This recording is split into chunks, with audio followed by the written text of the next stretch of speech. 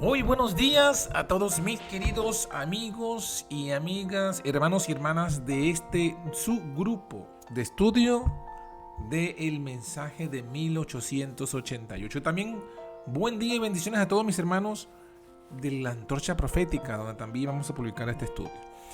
Que sean todos bienvenidos hoy día miércoles 8 de abril del 2020 y vamos a comenzar con el estudio de hoy, que también va a estar muy bueno, como ya lo vimos en la pantalla. ¿Acerca de qué? Vamos a estudiar, ¿es Cristo un ser creado? Vamos a la oración y comenzamos con el estudio.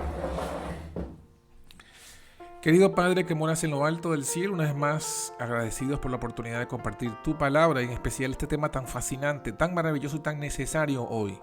Suplicamos que seas tú quien nos dirija en este estudio y que puedas tu espíritu derribar todos los argumentos que sean contrarios a tu verdad. Te lo pedimos en el nombre de Jesús. Amén.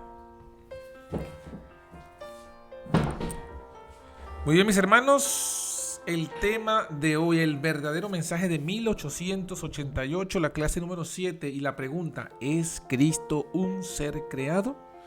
Y esto, mis hermanos, es fundamental conocerlo. Hay un versículo que muchos usan para esto y se encuentra aquí en Apocalipsis capítulo 3 y el verso 14. Dice: escribe al ángel de la iglesia en la Odisea.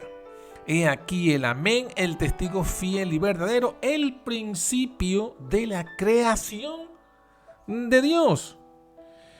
Esto es usado para algunos, quizás de forma involuntaria, no quieren negar a Cristo de forma voluntaria, pero niegan su divinidad en la interpretación de este texto o de algunos otros. Y la idea que presentan es que Cristo es un ser creado, quien de alguna forma, mediante alguna bendición especial de Dios, fue elevado hasta su posición actual. Nadie que tenga ese pensamiento, mis hermanos, tiene una justa comprensión de quién es Cristo ni del mensaje de 1888. Antes de entrar de lleno en la materia, yo quería recordar a mis queridos hermanos que nos escuchan y nos ven, la condición del pueblo en 1888. Vamos a leer quizás una cita suficiente para este punto, ¿no? Y es leer acerca de lo que dice el espíritu de profecía, de lo que fue pues la situación que estaba en 1888. Vamos a ir al libro Testimonios para los Ministros. En la página 91 y 92 encontramos esta cita. Mire cómo está allí. En su gran misericordia, el Señor envió un preciosísimo mensaje a su pueblo. ¿Sí? ¿Por medio de quién? Ahí lo tenemos. Los pastores Wagoren y Jones. Este mensaje tenía que presentar en forma más destacada ante el mundo ¿a quién? Al sublime Salvador. Al sacrificio por los pecados del mundo entero. Presentaba la justificación por la fe en el garante, invitaba a la gente a recibir la justicia de Cristo, que se manifiesta en la obediencia a todos los mandamientos de Dios. Eso es lo que presentaba, eso era el objetivo del mensaje. Ahora lo que me llama la atención, y siempre lo refiero porque es una revelación de la concepción o del concepto o de la condición espiritual en que se encontraba el pueblo, es la parte que está aquí en rojo y en amarillo. En el Juan dice: muchos habían perdido de vista a Jesús. Y está hablando no de la iglesia adventista de aquí, de hoy, del 2020. No. Está hablando de la iglesia adventista de su tiempo, de 1888, cuando vino este mensaje. La condición del pueblo adventista, de los líderes, porque acordémonos que este mensaje fue dado en un congreso de Minneapolis, y en ese congreso estaban solamente los delegados, los pastores, los líderes. Y ella describe que la condición de los pastores, de los líderes en ese año, era que habían perdido de vista a Jesús. Lo habían perdido de vista. Ahora, ¿qué aspecto? Porque Jesús es divino y humano. ¿Qué aspecto de Cristo habían perdido de vista? Bueno, aquí dicen, en la parte siguiente, la que está en amarillo, dice qué punto. Necesitaban dirigir sus ojos a su divina persona. Es una persona divina, no se puede negar. Entonces nos revela aquí la condición era que habían perdido de vista la divinidad de Cristo. Eso es lo que ha pasado en ese año. Y eso lo entendemos cuando nosotros leemos, por ejemplo, el capítulo 4, que es en el que está basado este estudio de hoy. El capítulo 4 del libro de Wagner, de Cristo y su justicia, que se titula ¿Es Cristo un ser creado? Él justamente presenta esto. Él dice, debemos detenernos por momentos, en una opinión que es sostenida sinceramente por muchos, que jamás querrían deshonrar a Cristo voluntariamente, pero que mediante dicha concepción niegan, de hecho, su divinidad. Es la idea de que Cristo es un ser creado, quien mediante una especial bendición de Dios fue elevado hasta su posición actual. Ahora, como sabemos que esto fue dicho en un congreso del 88, esto no fue dicho para los evangélicos ni los testigos de Jehová, que todavía no existían en este año. En 1888 no existían los testigos de Jehová. Entonces la pregunta es, ¿a quién se refiere Wagner cuando hace esta introducción? Si está hablando en un auditorio de líderes adventistas, de pastores y líderes adventistas, quiere decir que la condición de los líderes adventistas de ese año eran que habían perdido de vista la divinidad de Cristo. ¿Por qué? Porque estaban pensando, de alguna forma u otra, que Cristo era un ser creado. Y esto no es extraño porque sabemos, por citas históricas, de que al menos hubo uno quien sacó esa idea a la prensa, y fue Urias Smith. En la versión de la década de los 70, 1870 y tanto, en su libro Looking Unto Jesus, puesto los ojos en Jesús, él había expresado que Cristo era un ser creado. Así que esto era la condición de él y de muchos que se alimentaban de los libros de Urias Smith. Entonces ahora entendemos, cuando entendemos esa historia, entendemos realmente por qué Dios dijo a través de la profeta que se necesitaba este mensaje. Entonces, mis hermanos, hoy día quizás ha pasado y está pasando lo mismo. ¿Por qué? Porque muchos adventistas sinceros que han salido de la corporación negando la Trinidad papal y diabólica, restaurando las sendas antiguas de la verdad presente, la verdad adventista original, quizás se han ido al otro extremo y han caído en la misma condición en la que estaba Urias Smith y otros ante el mensaje del 88, negar la divinidad de Cristo. Así que con más razón necesitamos este estudio de hoy. Y como decíamos, esa opinión está basada en ese texto, Apocalipsis 3:14, donde se dice aquí que Cristo es el principio de la creación de Dios. ¿Qué se interpreta de este texto? Bueno, que Cristo es el primer ser que Dios creó, que la obra de la creación de Dios empezó con Cristo, pero esto es una opinión que se opone al resto de las Escrituras, porque en las Escrituras, esa interpretación, decir que Cristo es el primer ser creado, deja a Cristo fuera de la creación, lo deja fuera de la creación. Y se opone a la Biblia ¿por qué? Bueno, ya lo leímos en el estudio del día lunes. En Juan capítulo 1, en el versículo 3, el apóstol inspirado dice que todas las cosas fueron por él hechas. O sea, Cristo creó todo. Y Cristo no se creó a sí mismo. Por eso es que él no es un ser creado. Él es el creador. Ahora, volviendo a Apocalipsis 3:14. ¿Dónde está el problema? El problema está en la palabra aquí principio, ¿sí? Como se entiende la palabra principio. Si nosotros vamos aquí al griego, ¿verdad? Al interlineal griego, buscamos aquí la palabra principio. Fíjense que la palabra principio aquí es esta que está aquí, G746. Cuando nosotros vamos al diccionario y vamos a buscar esa palabra, aquí 17, ¿no? El principio, ¿sí?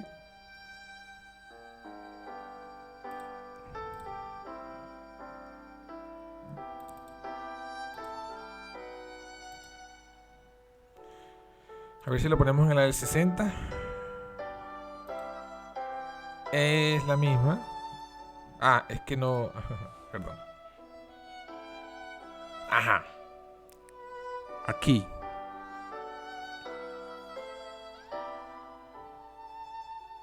Vamos a poner aquí un poquito más pequeño esto. Bueno, no se puede ver bien. Lastimosamente no sé la visualización aquí. No la tenemos bien.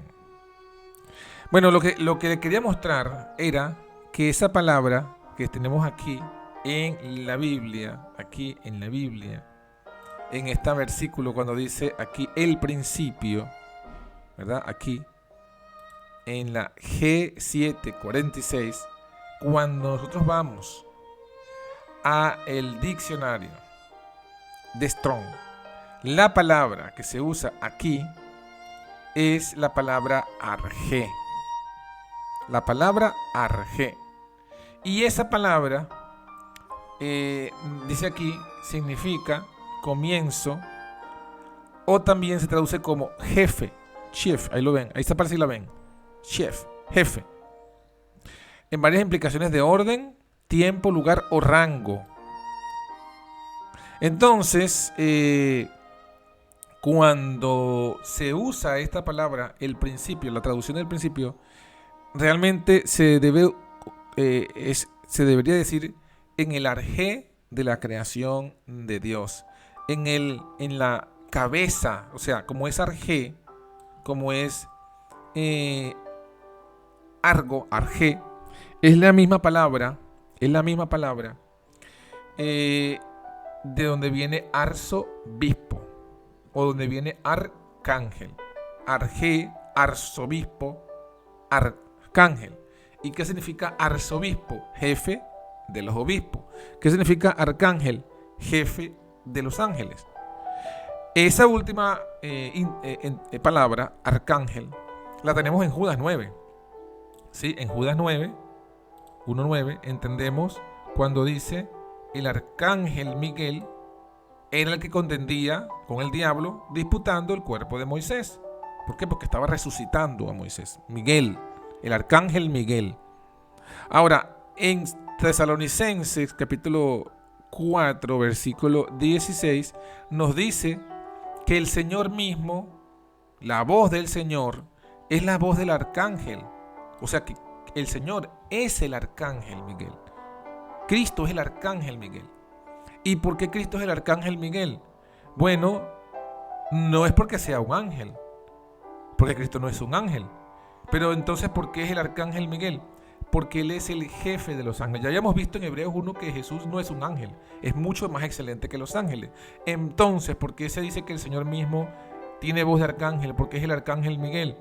Ah, porque Él es el jefe de los ángeles. Así como arzobispo es el jefe de los obispos, o cabeza de los obispos, así el arcángel es el jefe de los ángeles. Eso lo vemos en Apocalipsis capítulo 19, cuando menciona en el versículo 11 al 14, habla del caballo blanco que lo montaba, describe su situación, y el que estaba a la cabeza de los ejércitos, porque son los ejércitos que están en el cielo, le seguían. O sea que Él es el líder de esos ejércitos, de esos ángeles. ¿Y quién es? Es el Verbo de Dios, Jehová de los ejércitos. Bueno, Él, aunque se llama arcángel, no es un ángel. Él es más excelente que los ángeles. Él creó los ángeles, lo dice Colosenses 1:16. Miren lo que dice. Dice, porque por Él fueron creadas todas las cosas, las que están en los cielos y están en la tierra, visibles e invisibles, sean tronos, dominios, principados y potestades. Todo fue creado por medio de Él y para Él. Así que la declaración de que Él es el comienzo o cabeza de la creación de Dios significa que en Él, en Cristo, tuvo el comienzo la creación. Es como dice, Él es el alfa y el omega, el principio y el fin, el primero y el último, el origen de la creación de Dios, en la cabeza de la creación de Dios, el arjé, el principio por el medio del cual Dios creó todas las cosas. Eso es lo que está diciendo aquí. No podemos suponer que Él es una criatura, porque aquí Él dice el primogénito de toda criatura. No podemos pensar que por este texto Él es el primero de los seres que Dios creó, porque ya vimos que el versículo siguiente nos dice que Él creó todas las cosas, así que Él no pudo haber sido creado. Es decir, lo que está diciendo es que Él es el primogénito, el principal de la creación de Dios. ¿Por qué? La creación. ¿Quién es el principal? ¿Quién es el jefe de la creación? Cristo. Él mismo no forma parte de la creación. Él está por encima de la creación porque Él creó todas las cosas. Lo dice la Biblia. Ahora, en cuanto al tema del primogénito, las Escrituras nos dicen claramente que Cristo no es primogénito en el sentido de creación, sino que Él es el primogénito en el sentido que es el Hijo unigénito de Dios. Unigénito.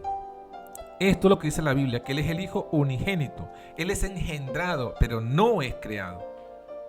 Ahora, si nos preguntásemos, pero ¿cómo que Él es engendrado? ¿Cuándo fue engendrado? ¿Cómo fue engendrado? Bueno, en ese punto no nos corresponde a nosotros inquirir, preguntar. No podíamos ni siquiera comprenderlo aunque Dios nos lo dijera. ¿Cuándo lo creó? ¿Cuándo lo engendró? ¿O cómo lo engendró? No lo vamos a comprender. Y hay algunos que quieren confundirnos la mente, haciéndonos creer que decir que Jesús es engendrado es lo mismo que decir que es creado. No se engañen, ni quieran engañarnos. Hay dos palabras, tanto en griego como en español. Engendrado es una palabra, creado es otra. En griego, monogenes es una cosa y vará es otra. No se puede confundir las palabras. Aunque usted quiera hacer gimnasia bíblica y manipular la palabra, no la puede hacer. Está engañando, pretendiendo engañarnos y engañándose a usted mismo. Engendrado no es lo mismo que creado. Jesús es engendrado, pero no es creado. ¿Esto lo dice quién? Miqueas. Lo hemos estudiado otras veces. Vamos a repetirlo hasta que lo podamos entender. En el libro de Miqueas, en el capítulo 5, en el verso 2, lo dice: Tú, Belén Efrata, pequeña para ser de los millares de Judá, de ti me saldrá el que será Señor en Israel. Y sus salidas, otras versiones dicen sus orígenes, son desde el principio, desde los días del siglo. Ahí está diciendo claramente. ¿Qué está diciendo? Que hubo un tiempo, hubo un momento, hubo un punto cuando Cristo procedió y vino de Dios, del seno del Padre, porque Él lo dijo: yo de Dios he salido. Pero ese momento, esa ocasión, cuando Jesús salió del seno del Padre, cuando nació del Padre en los días de la eternidad, fue tan atrás, aquí lo dice, fue tan atrás, fue desde los días de eternidad, fue tan atrás en esos días de la eternidad que para el entendimiento nuestro, prácticamente, significa que Cristo no tuvo comienzo. Porque no lo podemos entender. Pero el hecho real es que sí tuvo un inicio, tuvo un comienzo, fue una salida. Es el Hijo de Dios, no es un ser creado. Posee por herencia un nombre más sublime que el de los ángeles. Y por consiguiente, como es el Hijo único de Dios, déjeme decirle algo interesante. Es de la misma sustancia y naturaleza de Dios. Ya lo hemos leído, hay que volverlo a leer para que no se nos olvide. En Hebreos 1:3 lo dice: Él siendo el resplandor de su gloria y la misma imagen de su sustancia. La misma. Es decir, por naturaleza posee todos los atributos de Dios. Todos. No hay uno. Lo dice Colosenses 1:19, y yo lo hemos leído. En él, el 2:9. El 2:9 lo dice: porque en él habita toda la plenitud de la divinidad corporalmente. La palabra toda la plenitud pareciera redundante, pero es para que entendamos que de los atributos del Padre, Todos los tiene Cristo. No hay un atributo que no tenga Cristo. Decir que Cristo tiene un atributo, o decir que Cristo le falta algunos atributos del Padre, que no tiene todos, sino que le falta alguno, es negar la Biblia. Es negar que es hijo. Y hay algunos que sí, que lo dicen así tan ancho, se quedan tan anchos. No, mis hermanos, la palabra bíblica les es clara. Cristo posee por herencia todos los atributos de la divinidad de su Padre. Pero claro, la tiene por herencia. ¿Cuáles son ejemplos de algunos atributos que él tiene? Tiene vida en sí mismo y posee la inmortalidad por derecho propio. La vida es inherente a él. Así lo dice la Biblia. Miren, Juan 10, vamos a leerlo. Juan 10, 17 y 18. Porque la Biblia es la que tiene que hablar. Dice: por eso me ama el Padre, porque yo pongo mi vida para volverla a tomar. Nadie me la quita. Yo la pongo de mí mismo. Tengo poder para ponerla, tengo poder para volverla a tomar. Este mandamiento recibí de mi Padre. ¿Cuál mandamiento? ¿Cuál potestad? ¿Cuál autoridad recibió de su Padre? Que tiene su vida inherente a él. Que nadie se la puede quitar, que su vida no es prestada. No es que se la prestaron y se la tienen que devolver. No, su vida es original. Porque es hijo. Es hijo. La vida nuestra, nosotros que somos seres creados, la vida es prestada. No nos pertenece. No es inherente a nosotros. Porque no somos hijos literales de Dios. Pero Cristo no. Cristo es hijo literal. Nació del seno del Padre. Vino de adentro del Padre. Jehová lo adquirió. Lo dio a luz. Salí del Padre. Por eso lo heredó. Heredó la vida inherente. Pero no podemos entender. Porque si tú dices que Jesús fue engendrado, quiere decir que tuvo una madre y un padre. Hermano, no seas carnal en tu mente ni en tu razonamiento. No te pongas a preguntar lo que no está revelado. La Biblia dice: las cosas reveladas son para nosotros y para nuestros hijos, y las cosas secretas son a Dios. Dios no ha revelado ni cómo ni cuándo engendró al Hijo. Entonces no te preguntes lo que Dios no ha revelado, ni pretendas ridiculizar este mensaje con tu mente carnal. No. Acepta lo que está en la palabra, acéptalo. Lo dice la Biblia: fue el unigénito engendrado. Pues ya está. ¿Qué más discusión vamos a hacer al respecto? Que no me cuadra, pero es que tu mente no es la norma. Tu mente es carnal como la mía y no podemos hacer nuestra mente la norma de lo que debemos. Eso es lo que hacen los científicos y la gente incrédula. No creen en la Biblia porque no cuadra con sus mentes carnales. Vamos a hacer lo mismo que ellos. Nadie me la quita. Yo la pongo de mí mismo. Si alguna persona ahora piensa a seguir elucubrando y nos dice, nos pregunta, pero ¿cómo es posible que Cristo sea inmortal y sin embargo murió? Si murió es inmortal. No es inmortal. Y si es inmortal no pudo haber muerto en la cruz.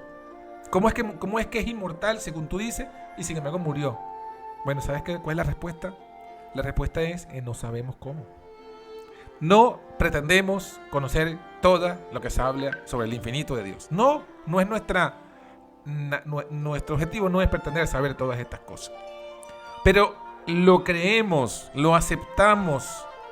Así como no entendemos cómo Dios engendró al Hijo, lo aceptamos. Tampoco entendemos cómo Jesús siendo inmortal murió, pero lo aceptamos.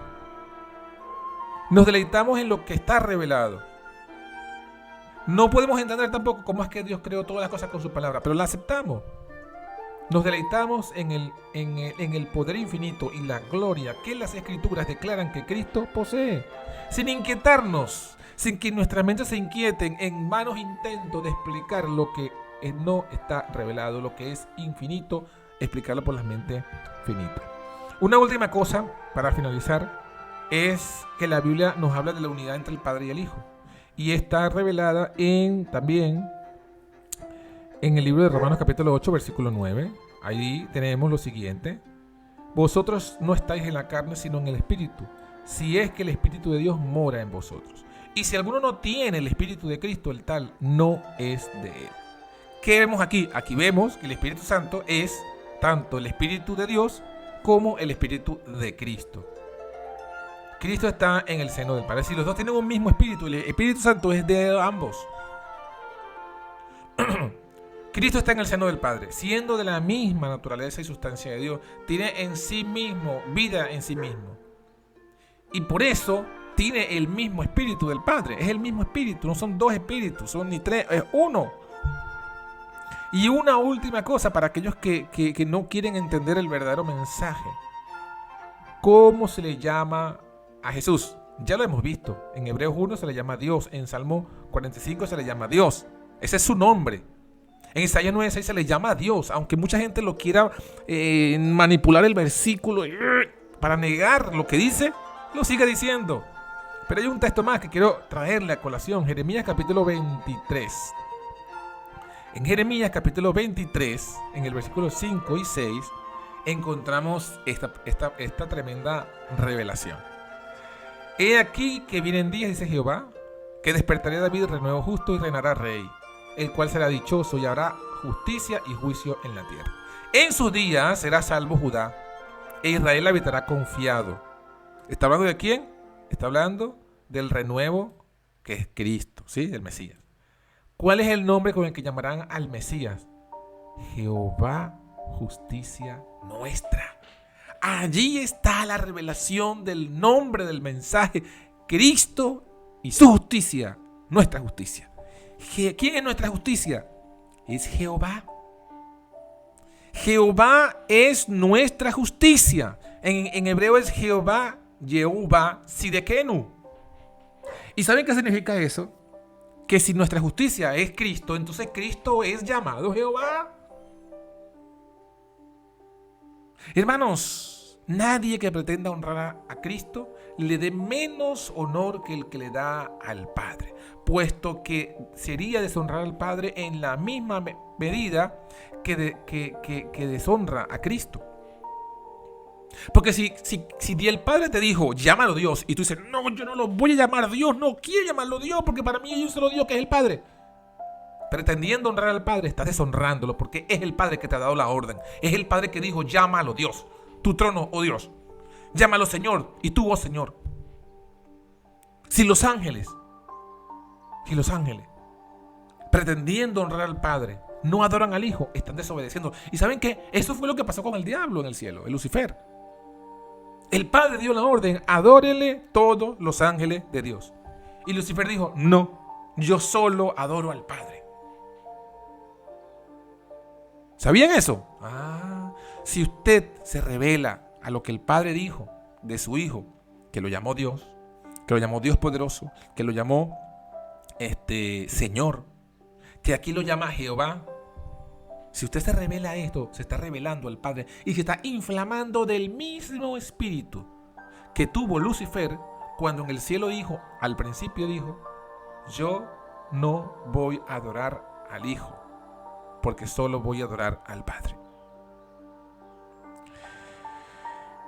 Que todos juntos a los ángeles del cielo adoren al Hijo sin miedo de estar adorando y sirviendo a la criatura en lugar del Creador. Hermanos, este mensaje viene de parte del Dios. Es el mensaje de 1888. El mensaje que Dios envió en aquel momento y que sigue siendo vigente hoy. Es el mensaje de la lluvia tardía y por eso todavía no haya venido la lluvia, porque tú no lo quieres aceptar, porque yo no lo quiero aceptar. Pero hoy es el momento, hoy es el día de aceptar el mensaje, de aceptar la verdad, de avanzar en función de ella. Aceptar la palabra como está escrita. Que Dios te bendiga y te guarde y pueda resplandecer su rostro sobre ti. Bendiciones y feliz día.